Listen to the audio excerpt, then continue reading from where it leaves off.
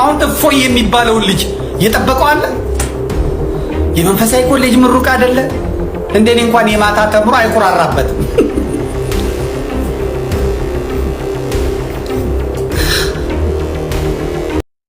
መዝገበ ጸሎት የሚባለው የጸሎት መጽሐፍ ነው። በዚህ የጸሎት መጽሐፍ ጸሎት ማድረስ ያቆምኩበትን አንድ ስቶሪ ላካፍላችሁ። ምንድነው የህሊና ጸሎት ላይ ምን ይላል? እመቤቴ ማርያም ሆይ በየዕለቱና በየሰዓቱ ስለ ህልውናዬ ቸል አትበይ፣ ፈጽሞም ዝም አትበይ። በቆምኩበት ቦታ ቁሚ፣ በተኛውበትም ቦታ ጠባቂ መልአክ አቁሚ። በቅባ መንፈስ ቅዱስ ስነ ገጼን አትሚ፣ በመለኮት ጨውነት ንግግሬን አጣፍጪ። የልጅሽንም በረከት በሰውነቴ ላይ አዝንሚ፣ የሚተናኮለኝንም ሰው አፉን ለጉሚ፣ አንደበቱን ዲዳ አድርጊ፣ ጉሮሮውን ዝጊ፣ ጆሮውን አደንቁሪ፣ ኃይሉን አድክሚ፣ በልጅሽ መለኮታዊ ሰይፍ አንገቱን ቆርጠሽ ጣይ ይላል። ጆሮውን አደንቁሪ፣ አይኑን አሳውሪ፣ ጉሮሮ ድዳ ይሁን ብሎ የሚናገረው በቁሙ ለባልንጀራ ለጓደኛች ብቻ ሳይሆን ለባልንጀራ ሳይሆን ለማን ነው የሚናገረው? ለጥንተ ጠላት ለዲያብሎስ። ሰላም ወደ ደጀ ሰላም ቤተሰቦች እንዴት አላችሁ? እንግዲህ በዛሬው ፕሮግራማችን ያው ብዙ ነገሮች ይኖራሉ። ፕሮግራማችሁን ከመጀመራችን በፊት ግን ላይክ እና ሰብስክራይብ ማድረጋችሁን አትርሱ። ወደ ቀዳሚ ፕሮግራማችን ስናልፍ እንግዲህ ዲያቆን ሄኖክ ኃይሌ እንግዲህ መጽሐፍ ቅዱስ የማናነበት ምክንያት በተለይኛ ወጣቶች ያው ብዙ ሪዝን ይኖረናል። ነገር ግን ዋናውን ነገር ያው እሱ ገልጾታል ማለት ነው። እስቲ ብዙ ምን ያህሎቻችን እንስማማለን? እስቲ ሐሳባችሁን አስቀምጡልኝ። ወደ ፕሮግራሙ እንሂድ። መጽሐፍ ቅዱስ ትናንት እናነብ ነበር። አሁን መጽሐፍ ቅዱስ ብዙ ሰው አይገዛም። ለምን? ምኑ ላይ ስላል? ስልኩ ላይ ስላል አይከፍተው። በቃ ስልኬ ላይ ልኮ ይላል። 5 አይነት አፕሊኬሽን አለ ስልካችን ላይ የመጽሐፍ ቅዱስ አንከፍተው። እኔ አሁን እንደ ሶሻል ሚዲያ እንደ ዋትስአፕ እንደ ቴሌግራም እንደ እንትን ላስት ሲን የሚል አለው አይደል? የከፈትንበት መጽሐፍ ቅዱስ ላስት ሲን ቢኖረው መቼ ነው ያየነው? ኔቨር ሲን ነው የሚለው ራሱ። ሰይጣን እንደዚህ ነው የሚያደርገው። በቃ ቀላል እኮ ነው። ባፍ ይደርሳል፣ በማንኪያ ይሰጣል ይለና ምንም እንዳትሰራ ያደርጋል። ያሰማልን ዲያቆን ሄኖክ ኃይሌ ያው የብዙዎቻችን ችግር ይመስለኛል። ይሄ ነገር ያው ብዙዎቻችን ሶሻል ሚዲያ ላይ ስለምንውል የምናነብ ይመስላል ወይ ደግሞ የምናውቅ ይመስላል። እንደዚሁም ደግሞ እሱ እንዳለውም ደግሞ በአፕሊኬሽን መልክ ስለተዘጋጀልን ምን ያህሎቻችን እናነባለን የሚለው ነገር እሱም ራሱ ሌላ ጥያቄ ነውና ያው እንዳለውም የመጨረሻው ያየነውን ብንመለከት በጣም ረጅም ጊዜ ሊሆን ይችላል መጽሐፍ ቅዱስ በስልካችን ጭነን ራሱ ካነበብን ማለት ነው። ስለዚህ ይሄንም ያው እንታረምኛ ወጣቶች ለማለት ፈልጋለሁ። በቀጣይ ደግሞ እስቲ የምንመለከተው ብዙዎቻችን ያው በነጭ ነጯን በሚለው ፕሮግራም እናውቀዋለን። ዘመድኩን በቀለ ነው። ዘመድኩን በቀለ ስለ እፎይ የተናገረው ነገር አለ። ማይታወቅ ሰው እኮ ያመጣል እግዚአብሔር። አሁን እፎይ የሚባለው ልጅ የጠበቀው አለ። የመንፈሳዊ ኮሌጅ ምሩቅ አይደለ እንደኔ እንኳን የማታ ተምሮ አይቆራራበትም።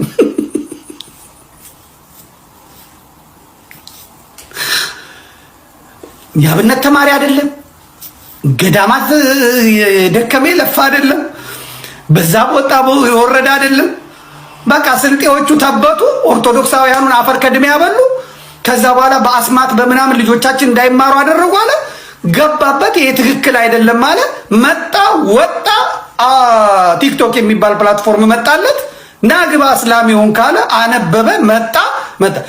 አሁን ክሬዲቱን ማን ነው የሚወስደው? ከእግዚአብሔር መንፈስ ቅዱስ በስተቀር ከስላሴ በስተቀር ከወላዲት አምላክ በስተቀር እፎይንና የእፎይን ሰራዊት በማስነሳት በኩል እኔ ነኝ እኮ ያስተማርኳቸው የኔታ ገሌ ልጆች ናቸው፣ ቅድስት ስላሴ ገሌ ገሌ ነው ያስተማርኳቸው፣ እንዴት አይነት ጎበዝ የሚል አለ? የለም።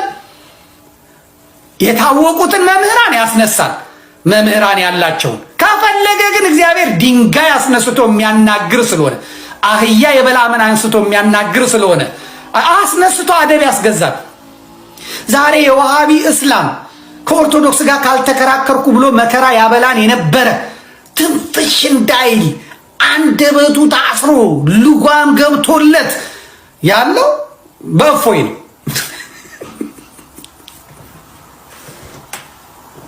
በእፎይ ነው ተከባብሮ የነበረውን እስላም በትዕቢታቸው እንግዲህ ስንት ዓመት መጽሐፍ ጽፈው ከ40 በላይ መጽሐፍ ጽፈው ሲዲ ምን ብለው በቲክቶኩ ያዙ ይልቀቁኝ ብለው በዩቲዩቡ ያዙ ይልቀቁኝ ብለው በሚዲያው በምኑ ያዙ ይልቀቁ ብለው መከራ ያበሉ የነበሩ ሰዎች በታቦት ላይ በጌታችን በመድኃኒታችን በኢየሱስ ክርስቶስ ላይ በእመቤታችን ላይ፣ በቅዱሳን ላይ፣ በገድላት ላይ፣ በድርሳናት ላይ ቅርሻታቸውን እያቀረሹ ኑ ግጠሙን፣ ኑ እንዲያርጉን የሚሉትን ሰዎች ራስን ዲፌንድ አድርጎ ከመጽሐፍ ቅዱስ ከምን ሳይሆን ኑ እንነጋገር ካላችሁማ ከሐዲሳችሁ ላይ ከቁርአናችሁ ላይ እንነጋገር የሚል ፈጣጣ ትውልድ መጣ። አንችልም ሲሉ ምን አረጉ? ይያዝልን ነብያችንን ክብራችሁን ነክቷል ምናምን አሉ። የኔን ጌታ የኔን አምላክ አፈር ከደቼ ሲያበላ ለሱ ትክክል ነው። የሱ ነብይ ሲተችና ሲነካ ግን ትክክል አይደለም እስኪሉ ድረስ መንግስት የሚባል የለም ማለት ነው እስኪል ድረስ ጻጥ በሉ ጸጥ እንላለን፣ ከቀጠልክ እንቀጥላለን አሉና ወጣቶቹ አረጉ። አለቀ። ቤተክርስቲያን ትቀጥላለች። ዘመድኩን እውነት ለመናገር ብዙ ጊዜ የሚደብቀው ነገር የለም፣ እውነቱን ነው የሚናገረው። አሁንም እያለን ያለው ምንድነው? እግዚአብሔር ለቤተክርስቲያን እግዚአብሔር ሰው ያስነሳላታል። እኛ ስለተማረን አይደለም፣ የሆነ ነገር ስላደረግን አይደለም። እግዚአብሔር ሰው ያስነሳላታል። ማን ያውቀው ነበር እፎይን እያለ የሚናገረው ነገር አለ። ያው ከዚህ ጋር በተያያዘም እንግዲህ አንድ ሰሞን ደግሞ ኦርቶዶክስ ላይ መጽሐፍ ቅዱስ ኦርቶዶክስ አታነብ የሚል ነገር ተነስቶ ነበርና እና አኪለም ተነስተው የኦርቶዶክስ መሰረቶቿ መጽሐፍ ቅዱስ ናቸው በማለት ብዙ ነገሮችን ቀይረዋልና ይሄንንም የምናውቀው ነገር ነውና እግዚአብሔር ሰው ያስነሳል የሚለውን ነገር ጥሩ ነገር ነው የጠቆመን። ከዚህ በመቀጠል አንድ እህታችን እንግዲህ ምንድነው የህሊና ጸሎት ጸልይ መጸለይ ያቆምኩበት ብላ እንደ ስቶሪ ያቀረበችው ነገር አለ። ብዙዎችን አነጋግሯል። ይሄንን ደግሞ ዲያቆን ዘማርያም በሚገባ መልሶላታል ማለት ነው። ምንድነው ያነሳችው? አብረን እንከታተል። መዝገበ ጸሎት የሚባል የጸሎት መጽሐፍ ነው። በዚህ የጸሎት መጽሐፍ ጸሎት ማድረስ ያቆምኩበትን አንድ ስቶሪ ላካፍላችሁ። ምንድነው የህሊና ጸሎት ላይ ምን ይላል? እመቤቴ ማርያም ሆይ በየዕለቱና በየሰዓቱ ስለ ህልውናዬ ቸል አትበይ፣ ፈጽሞም ዝም አትበይ። በቆምኩበት ቦታ ቁሚ፣ በተኛውበትን ቦታ ጠባቂ መልአክ አቁሚ። በቅባ መንፈስ ቅዱስ ስነ ገጼን አትሚ፣ በመለኮት ጨውነት ንግግሬን አጣፍጪ። የልጅሽንም በረከት በሰውነቴ ላይ አዝንሚ፣ የሚተናኮለኝንም ሰው አፉን ለጉሚ፣ አንደበቱን ዲዳ አድርጊ፣ ጉሮሮውን ዝጊ፣ ጆሮውን አደንቁሪ፣ ኃይሉን አድክሚ፣ በልጅሽ መለኮታዊ ሰይፍ አንገቱን ቆርጠሽ ጣይ ይላል እና ደንግጬ ጸሎት ነው ወይስ እርግማን ነው እየተራገምኩ ያለሁት ብዬ ነው ያቆምኩትና እስኪ ምንድነው የምትሉኝ? መልሱልኝ። ምንድነው ይሄ? ይሄ እርግማን ነው፣ ጸሎት አይደለም። ይሄ ሟርት ነው። የህሊና ጸሎት ላይ ያለው ገጸ ንባብ በማንሳት አንዳንድ ሰዎች ይሄ እርግማን እንጂ መጽሐፍ ቅዱሳዊ የሆነ ሐሳብ የሌለው ሰዎችን ጠላትን የሚረግም አነጋገርና እርግማን ነው፣ እንዴት የጸሎት መጽሐፍ ብላችሁ ትጠሩታላችሁ የሚል ነው። በእርግጥ በዚህ የህሊና ጸሎት ላይ አንደበቱን ዲዳ አድርጊ፣ ጉሮሮውን ዝጊ፣ ጆሮውን አደንቁሪ፣ ኃይሉን አድክሚ የሚለው በቁሙ ማንን ነው? ትላንት ከትላንት ወዲያ የሚለው ማንን ነው? የተጣላነውን ባልንጀራችን፣ የሥራ ባልደረባችንን፣ ባልንጀሮቻችንን፣ ጓደኞቻችንን በተለያየ መንገድ ጸብ ውስጥ የገባን የተጣላናቸውን ሰዎችን በሙሉ ነው እንደዚህ አድርጊ የሚለው? እስቲ እንመልከት።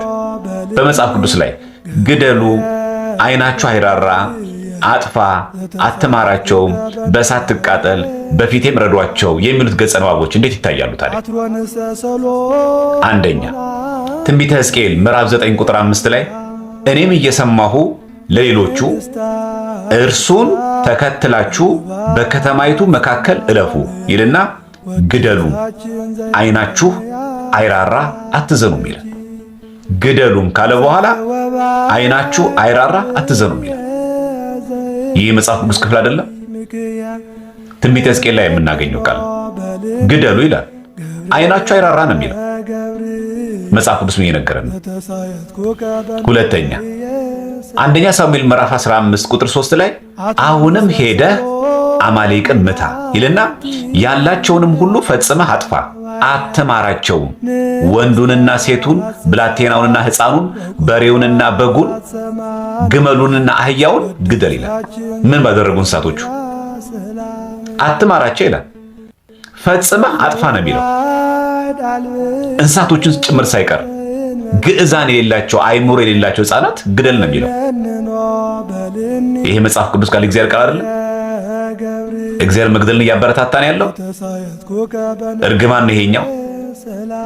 ሶስተኛ ኦሪት ዘሌዋውያን ምዕራፍ 21 ቁጥር 9 ላይ የካህንም ልጅ ራሷን በግልሙትና ብታረክስ ይላል አባቷን ታረክሰዋለች፣ በእሳት ትቃጠል ይላል።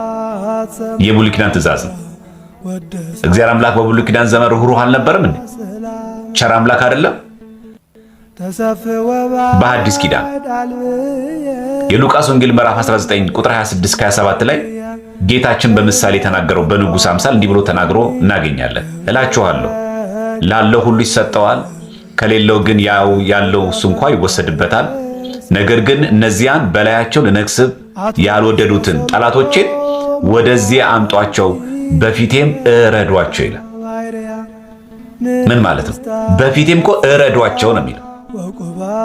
የሉቃስ ወንጌል ምዕራፍ 19 ቁጥር 26-27 እረዷቸው ማለት ስላውተር አድርጓቸው ማለት ነው። እንደ በግ እንደ ፍየል ይታረዱ ማለት ነው። ለዲያብሎስ ለገሃነመ እሳት ተላልፈው ይሰጡ፣ ከኔ ውግዱ ለማለት ነው። በፊቴ እረዷቸው የሚል ግን ቃል በቃል በፊቴ እረዷቸው የሚል ባሪያው የፈጠረውን ሰው የሞተለትን ስጋውን የቆረሰለትን ደሙን ያፈሰለትን የሰውን ፍጥረት ነው እግዚአብሔር አምላክ ክርስቶስ በፊቴ እረዷቸው የሚለው። ያውም በፊቱ ጨካኝ አምላክ ሆኖ ነው። ማስረጃ ሌላ በሐዲስ ኪዳን አንደኛ ቆሮንቶስ ምዕራፍ 5 ቁጥር 5 ላይ መንፈሱ በጌታ በኢየሱስ ቀን ትድን ዘንድ እንደዚህ ያለው ለስጋው ጥፋት ለሰይጣን እንዲሰጥ ፍርዴን ይላል። ለሰይጣን እንዲሰጥ ፍርዴን ይላል። ዲያብሎስን የሚያክል ክፉ የሰው ልጆቹ ወደ ኃጢአት ወደ በደል የሚወስደውን እንዴት ሐዋርያው ቅዱስ ጳውሎስ ለሰይጣን እንዴት አሳልፎ ይሰጣል? እየረገመ ነው ጳውሎስ። ቃል በቃል ነው የሚናገረው። ለስጋው ጥፋት ነው የሚለው፣ ለሰይጣን እንዲሰጥ ፍርዴ ነው የሚለው። ምን ለማለት ነው? አንድ ሰው ኑፋቄ፣ ጥርጥር ሲገኝበት ከቤተክርስቲያን ሲወገዝ፣ ከክርስቶስ አካል ከሆነች ቤተክርስቲያን ሲቆረጥ የማን ነው የሚሆነው? የዲያብሎስ የሰይጣን ይሆናል። ተወገዘ ማለት ከቤተክርስቲያን አንድነት ተለየ። ስለዚህ ህብረቱ ከማን ሆነ? ከዲያብሎስ ወገን ሆነ። ከጥንት ጠላታችን ከዲያብሎስ ወገን ሆነ። ከቤተክርስቲያን አካልነት ተቆረጠ ማለት ነው። ግን ይህን ብሎ ገለጸው፣ ለሰይጣን እንዲሰጥ ፍርዴ ነው ይላል ጳውሎስ። ያውም የቆሮንቶስ ክርስቲያኖችን በመካከላቸው የሚገኝ መናፍቅን ከሃዲን በዚህ ልክ መናገሩ እርግማን ነው። በአንደኛ ጢሞቴዎስም ምዕራፍ 1 ቁጥር 19-20 ላይ እምነትና በጎ ህሊና ይኑርህ፣ አንዳንዶች ህሊናን ጥለው መርከብ አለመሪ እንደሚጠፋ በእምነት ነገር ጠፍተዋልና ከነዚያም እንዳይሳደቡ ይማሩ ዘንድ ይልና ለሰይጣን አሳልፌ የሰጠኋቸው ሄሜኔዎስና እስክንድሮስ ናቸው ይላል። ሄሜኔዎስና እስክንድሮስ ናቸው። ለማን የሰጠኋቸው? ለሰይጣን አሳልፌ የሰጠኋቸው ይላል። እንዴት ክርስቶስ የሞተለትን ቤዛ የሆነለትን ሰው ሐዋርያው ቅዱስ ጳውሎስ እንዴት ለሰይጣን አሳልፎ ይሰጣል? ሲሆን ከሰይጣን መንጋ ነጥቆ ማውጣት እንጂ፣ ሲሆን ከዲያብሎስ እስራት ነፃ ማውጣት እንጂ እንዴት ለሰይጣን አሳልፎ ይሰጧቸው ይላል። ማና ማን ነው የሚለው? ሄሜኔዎስና እስክንድሮስ ነው። ለሰይጣን አሳልፎ የሰጧቸው እኮ ነው የሚለው። አወገዝኳቸው ለማለት ነው። ከክርስቶስ ህብረት ተለዩ፣ በተገኘባቸው ኑፋቄ፣ ጥርጥር ከቤተክርስቲያን ስለተለዩን ተባሉ። ለሰይጣን አሳልፌ የሰጧቸው። ይሄ እርግማን ነው። ሲያወግዛቸው መንፈስ ቅዱስ ካለባት ቤተክርስቲያን ይለያሉ። ማደሪያ ደግሞ ያለ አዳሪ አይኖርምና መንፈስ ቅዱስ ከኛ ሲለይ እርኩስ መንፈስ ዲያብሎስ ይሰለጥንባቸዋል። ለዚህ ምን አለ? ለሰይጣን አሳልፌ የሰጧቸዋል። ልክ ሳኦል የመጀመሪያ እስራኤል ንጉሥ የእግዚአብሔር መንፈስ ከሱ ሲለይ እርኩስ መንፈስ እንዳስጨነቀው የእግዚአብሔር መንፈስ ከኛ ሲለይ እርኩስ መንፈስ ይሰለጥንብናል። ይሄም የተወገዘውትን ምን አረጋቸው? ሐዋርያው ቅዱስ ጳውሎስ ሲያወግዛቸው መንፈስ ቅዱስ ተለያቸው። ሲለያቸው ማደሪያ ያለ አዳሪ አይኖርምና ሰይጣን መጥቶ ያድርባቸዋል። ለዚህ ምን አለ? ለሰይጣን አሳልፌ ሰጧቸዋል። ገላትያ 5:12 ደግሞ ተመልከቱ። ገላትያ 5:12 ላይ ደግሞ የሚያውኳችሁ ይቆረጡ ይላል። ምን ማለት ነው? የሚያውኩ በምንፍቅና በክደት ያሉ ሰዎች ከቤተክርስቲያን አንድነት ይለዩ ለማለት የሚያውኳችሁ ይቆረጡ ይላል እንጂ በሰይፍ ቆረጣችሁ ማለት አይደለም። ግን ቃል በቃል የሚያውኳችሁ ይቆረጡ ነው የሚለው። በሰይፍ ቅሏቸው እያለ ነው። በገጀራ በሏቸው እያለ ነው። ከፍ ብላችሁ አንገታቸውን፣ ዝቅ ብላችሁ ባታቸውን ቆረጡ እያለ ነው። ፍጹም ምን ማለት ነው? ከቤተ ክርስቲያን አንድነት ይለዩ ማለት ነው። ስለዚህ ይህ ሁሉ የሚያሳየው በመጽሐፍ ቅዱስ ያሉት ገለጻዎች እርግማንን የሚናገሩ አይደሉም። ጠላታችን ዲያብሎስ ብቻ መሆኑ ስለሚታወቅ እዚሁ የህሊና ጸሎት ላይ በተመሳሳይ የሚጻረረኝን የሚቃወመኝን ሰው አፉን ለጉም ብሎ ሲናገር ያንን ግለሰብ ሳይሆን በዛ ግለሰብ ላይ አድሮ ያለውን ዲያብሎስን ነው። ለምሳሌ ልበ አምላክ ዳዊት በመዝሙር 34 ቁጥር 1 እስከ 28 ስናነብ አቤቱ የሚበድሉኝን በድላቸው፣ የሚዋጉኝን ተዋጋቸው፣ ጥሩርና ጋሻ ያዝ፣ እኔንም ለመርዳት ተነስ፣ ሰይፍህን ምዘዝ፣ የሚያሳድዱኝንም መንገዳቸውን ዝጋ፣ በነፋስ ፊት እንዳለ ትቢያ ይሁኑ፣ በዚህ ወጥመድ ውስጥ ይውደቁ፣ በመከራዬ ደስ የሚላቸው ይፈሩ፣ በአንድነትም ይጎስቁሉ፣ ያላወቁት ወጥመድ ይምጣባቸው ይላል። እየረገመ ነው። ይሄ ዳዊት መዝሙር እኮ ጸሎት ነው። ይሄ ዳዊት መዝሙር እርግማን ነው የሚናገረው።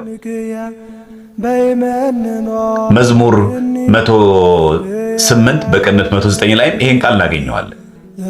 እንዲህ የሚል በመልካም ፈንታ ክፉን በወደድኳቸውን ፈንታ ጠላትነት መለሱልኝ ይልና በላዩ ኃጢአተኛን ሹም ሰይጣንን በቀኙ ይቁም ይላል። ልበ አምላክ ዳዊት ጠላት የተባለውን ግለሰብ ባልንጀራውን ልበ አምላክ ዳዊት እየተራገመ ነው። ሰይጣንን በቀኙ ይቁም ይላል። መጽሐፍ ቅዱስ ላይ እኮ ነው ያለው ይሄ ቃል። ሚስቱን ጭምር እየረገመ ሚስቱ መበለት ትሁን እያለ ልጆቹ ድሃ አደግ ይሁኑ እያለ ሰይጣን በቀኙ ይቁም እያለ ይሄን የመጽሐፍ ቅዱስ ክፍል ማን ተቃወመው? ልበ አምላክ ዳዊት የተናገረው። ይሄ ብቻ አይደለም። መዝሙር 58 በቅንፍ 59 ላይ ቁጥር 11 እስከ 16 ላይ ሕግህን እንዳይረሱ አትግደላቸው ይልና አቤቱ ጋሻዬ በኃይልህ በትናቸው አዋርዳቸውም ይላል። ስለ አፋቸውም ኃጢአት ስለ ከንፈራቸውም ቃል መርገምንና ሐሰትን ስለሚናገሩ በትዕቢታቸው ይጠመዱ ይላል። በቁጣ አጥፋቸው ይላል። በቁጣ አጥፋቸው ነው የሚለው። እንዳይኖሩም አጥፋቸው። የያዕቆብም አምላክ እስከ ምድር ዳርቻ ድረስ እንዲገዛ ይወቁ። ማታ ይመለሱ፣ እንደ ውሾችም ይራቡ፣ በከተማም ይዙሩ፣ እነርሱም መብል ለመፈለግ ይበተኑ። ይሄ እርግማን ነው። ያልጠገቡ እንደሆነም ያንጎራጉራሉ። እኔ ግን ለኃይልህ እቀኛለሁ፣ በምሕረትም ማልዶ ደስ ይለኛል። በመከራዬ ቀን መጠጊያዬና አምባዬ ሆነኸኛል ነው ይላል። ቃል በቃል የሚናገሩ እንደዛ። ስለዚህ በመጽሐፍ ቅዱስ ጠላት የሚባለው ማን ነው? ዲያብሎስ ነው። ልበ አምላክ ዳዊት መዝሙር 12 ቁጥር 3 ላይ አቤቱ አምላኬ እየኝ ስማኝም ጠላቴ አሸነፉ እንዳይል ይላል። ጠላት የሚባለው ማን ነው? ዲያብሎስ ነው። ትንቢተ ሚክያስ ምዕራፍ 7 ቁጥር 8 ላይ ጠላቴ ሆይ በወድቅ እነሳለሁና በጨለማም ብቀመጥ እግዚአብሔር ብርሃን ይሆነኛልና በእኔ ላይ ደስ አይበልሽ ይላል። ጠላት የተባለው ማን ነው? ዲያብሎስ ነው። የሉቃስ ወንጌል ምዕራፍ 22 ቁጥር 2 እስከ 3 ላይ ሰይጣንም ከ12ቱ ቁጥር አንዱ በነበረው የአስቆሮቱ በይሁዳ ገባ ይላል። ስለዚህ ሰይጣን በሰው ገብቶ ሰውን ይቃወማል ማለት ነው። ሰይጣን ነው የሚለው ከ12ቱ ቁጥር በአንዱ በነበረው የአስቆሮቱ በሚባለው ይሁዳ ገባ ነው የሚለው። ልብ ከተከፈተለት ፈቃደኛ ከሆነለት ሰይጣን ወደ ሰው ገብቶ ይጸራል። ያንን ነው የህሊና ጸሎት የሚቃወመው። ስለዚህ በሰው አድሮ ያለው ዲያብሎስን ወላዲተ አምላክ ማርያም ሆይ ጠዋት ስነሳ እግዚአብሔርን አንቺን እመቤቴን በጸሎት እንዳመሰግን የሚያነቃቃ መንፈስ ህሊናን አሳድርብኝ ይላል። ስራና ወንድም ወዳጅ አድርግኝ ይላል። ባልንጀራውን እየጠላ አይደለም ማለት ነው። ስራና ወንድም ወዳጅ አድርግኝ እኮ ነው የሚለው። ያንን ጆሮን አደንቁሪ፣ አይኑን አሳውሪ፣ ጉሮሮ ድዳ ይሁን ብሎ የሚናገረው በቁሙ ለባልንጀራ ለጓደኛ ብቻ ሳይሆን ለባልንጀራ ሳይሆን ለማን ነው የሚናገረው? ለጥንተ ጠላት ለዲያብሎስ። በሰው አድሮ የኛን ጸሎት ሲሰማ የኛን መልካምነት የኛን ምግባረ ሰናይ መሆን የኛ ክርስቲያናዊ ስነ ምግባርን የሚቃወም ዲያብሎስ አለ። ይሄ ዲያብሎስ በሰው አድሮ ነው የሚቃወመን። ስለዚህ የኛን ቃል እግዚአብሔር ሰምቶ የሚቃወመንን ያን ሰይጣን ጆሮን አደንቁሪ፣ ለእግዚአብሔር መመስከራችን አይቶ አንቺ ማመስገን አይቶ የሚቃወመኝ ዲያብሎስ አለ። አንደበቱን ዝጊ።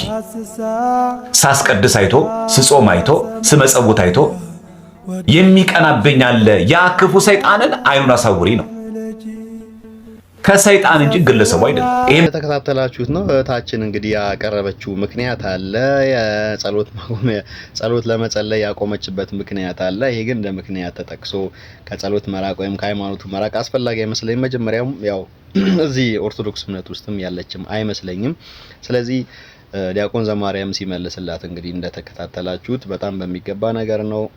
ቤተክርስቲያናችን ጠላት ብላ የምታስበው ወይም ጆሮ እንድፈኙ አንደበቱ ዝጊው ብላ የምታስበው በሰው ተመስሎ ከሚፈታተነን ሰይጣን እንደሆነ በደንብ ብዙ ጥቅሶችን እየጠቀሰ ነግሯታል ማለት ነው። ስለዚህ አንዳንድ ጊዜ በተለይ ትርጉሙን ሳናቅ ወይም ደግሞ ሳይገባን እንደዚህ ነገሮች እናደርጋለን እና እንደ መጠንቀቅ ይገባናል። በተለይ እኛ ወጣቶች ያልገባን ነገር ካለ መጠየቅ እንጂ እኔ በዚህ ምክንያት ነው ጸሎት መጸለይ ያቆምኩት ተብሎ በዚህ ልክ ሐሳብን መግለጽ ተገቢ አይመስለኝም።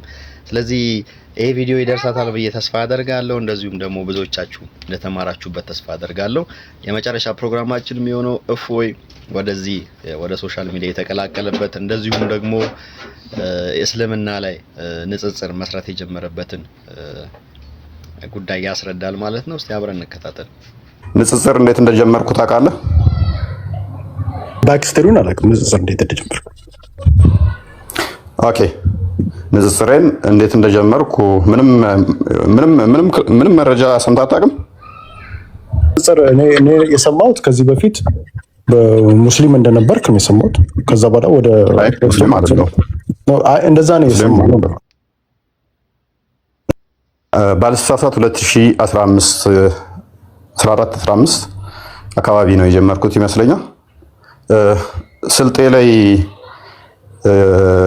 የተፈጠረ ረብሽ ታስታውሳለህ? ከዛ በኋላ እንትን ወደ ጎንደር እና ጎጃም ላይ አይ ቲንክ ጎጃም አካባቢ ላይ ብቻ እንደዚህ አይነት ነገሮች ረብሽ ታስታውሳለህ? ኦኬ፣ እዛ አካባቢ ላይ ስልጤ ላይ አማራው መኖር የለበትም መፈናቀል አለበት ተብሎ እንደተሰራና ረብሽ ብዙዎች እንደተፈናቀሉ ንብረት እንደወደመ ታስታውሳለህ? ኦኬ፣ የዛን ሰዓት ስለዚህ አልተከታተልክም ማለት ነው። በዋናነት ድምጽ ስሆን ነበር ንጽጽር የጀመርኩት። ለምን ድምጽ ሆንክ? መተተኞች ናቸው፣ ድግምተኞች ናቸው ከሰሜን የመጡት ተማሪዎቻችን ሰነፍ ሆነውብናል። ስለዚህ ሰነፍ እንድንሆን ያደረገ ተማሪዎቻችን ትምህርት ፌል እያደረጉ ያሉት እየወደቁ ያሉት ልጆቻቸው ጎበዝ የሆኑት አባቶቻቸው መተት እያደረጉብን ነው፣ ጠንቋዮች ናቸው። ስለዚህ ስልጤን ለስልጤ መወገድ አለባቸው ሰሜናውያን በሚለው ላይ ነው ንጽጽር የጀመርኩት። ይሄ ጤናማ አይደለም። ማንኛውም ሰው ኢትዮጵያዊ እስከተባለ የፈለገበት ቦታ ሄዶ መኖር ይችላል። ፐርሰናሊ የኔ እይታ ነው። አንተ ሁሉም ሰው የፈለገበት ቦታ መኖር ይችላል ብለህ ታምናለህ? ኢትዮጵያዊ የፈለገበት ቦታ ሄዶ መኖር አለበት። ኦኬ፣ ስለዚህ በዛም ወቅት ላይ ስልጤ ላይ አማራው መኖር የለበትም ተብሎ ነበረ ማለት ኦርቶዶክስ ነው ብሎ ነው የሚያስቡ ስልጤዎች።